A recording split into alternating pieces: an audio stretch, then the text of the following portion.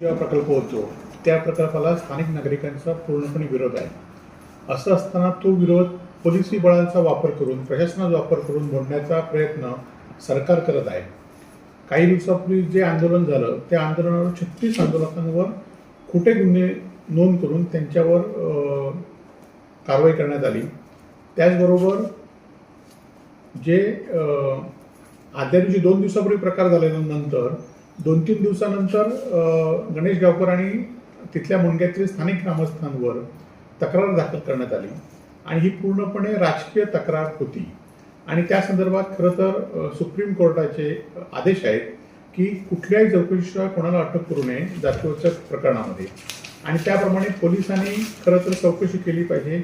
पोलिसांच्या चौकशीला गणेश गावकर आणि जे कोण आरोपी होते त्या आरोपींनी सहकार्य केलेलं आहे. असं असताना पोलिसांनी कोर्टामध्ये आपलं चुकीचं स्टे दिलं असं आमचं म्हणणं आहे.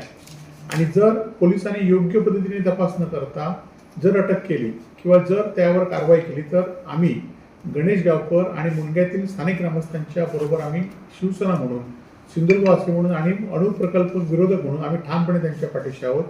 असा दबाव आणून अशा प्रकल्पांना विरोध करण्याचं काम करणार नाही.